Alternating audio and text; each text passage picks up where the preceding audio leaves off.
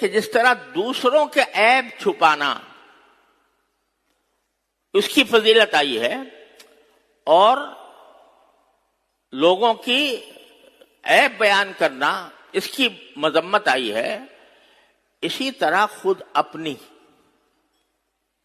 یہ بات بھی ہمیشہ اکثر و بیشتر لوگوں کے ذہن میں نہیں رہتی کہ خود اپنے اگر اپنے سے کوئی گناہ سرزد ہو گیا العیاذ باللہ تو اس کے بارے میں بھی حکم یہ ہے کہ دوسروں کے سامنے بیان نہ کرو اس کو۔ بعض لوگ ہوتے ہیں کہ جو گناہ کرنے کے بعد بعض اوقات تو اللہ بچائے فخر کے طور پر بیان کرتے ہیں، اللہ تعالیٰ محفوظ رکھے کہ میں نے دیکھو اتنا بڑا گناہ کیا۔ اس کو گناہ یا تو سمجھتے نہیں یا یہ کہ قابل فخر سمجھتے ہیں کہ میں تو اتنا ماڈرن ہو گیا ہوں، اتنا مغرب زدہ ہو گیا ہوں کہ میں نے یہ جرت بھی کر لی۔ اللہ بچائے، بعض لوگ تو فخر کے طور پر کرتے ہیں، وہ تو اللہ بچائے مجھے اندیشہ ہے ان کے اوپر کفر کا۔ لیکن بعض لوگ اپنی گناہگاری بیان کرنے کے لیے ہے کہ بھئی میں گناہگار آدمی ہوں، اور گناہگار ہونے کی وجہ سے اپنا کوئی گناہ دوسروں کے سامنے بیان کر رہا ہے کہ مجھ سے یہ گناہ ہو گیا تھا۔ یہ بات بھی غلط ہے۔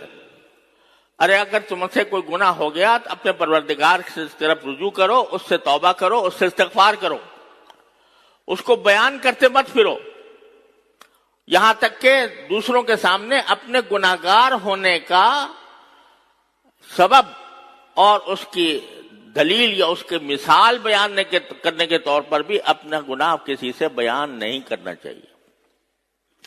یہ چونکہ یہ فرمایا مسلمان کی پردہ پوشی، تو اس مسلمان میں خود بھی تو داخل ہے، تو مسلمان کو چاہیے کہ اپنا اگر کوئی گناہ سرزد ہو گیا ہے اس کو چھپا کے رکھے، اس کو کہیں بیان نہ کرے، الا یہ کہ اصلاح کے لیے اپنے کسی مصلح سے بیان کرنے کی ضرورت پیش آ جائے، مربی سے اپنے، وہ اس سے تنہائی میں کہ میں اس مصیبت میں مبتلا ہو گیا ہوں، مجھے اس کی کوئی تدبیر بتائیے کس طرح میں نکلوں اس سے، وہاں تک تو ٹھیک ہے۔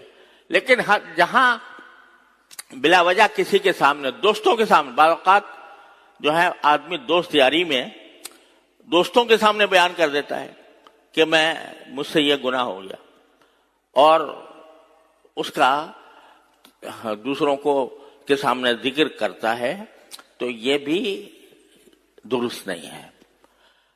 چھپا کے رکھو اس کو، اور جب اللہ تعالیٰ تم چھپا کے رکھو گے اس طرح کہ سوائے تمہارے اللہ کے کسی کو اور کو پتہ نہیں ہے، اور تم نے اپنے اللہ سے اس سے توبہ کر لی، اس پر استغفار کر لیا، معافی مانگ لی، بس معاملہ ختم ہو گیا۔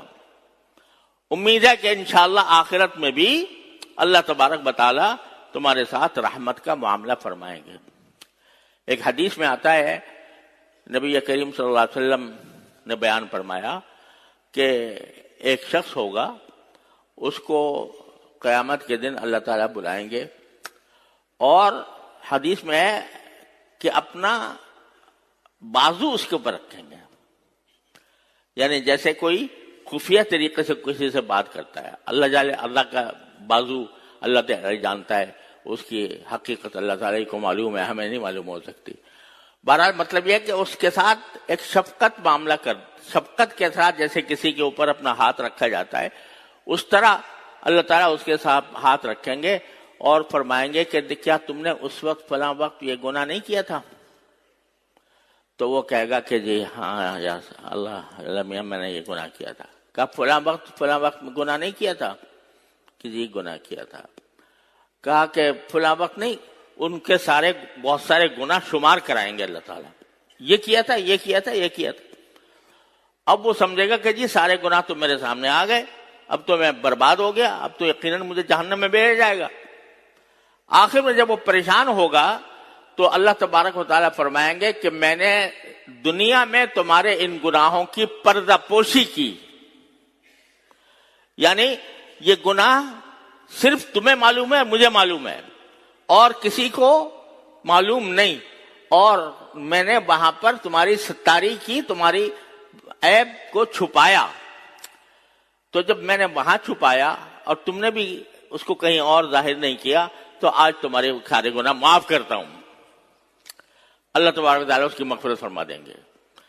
تو اس سے کیا پتہ چلا کہ اگر کوئی گناہ ہو جائے تو بس اپنا معاملہ اللہ سے رکھو، کسی دوسرے کے سامنے اس کا بیان نہ کرو، تاکہ اللہ تبارک و تعالیٰ کی رحمت سے امید ہے کہ انشاءاللہ پھر وہاں پر بھی ستاری فرمائیں گے۔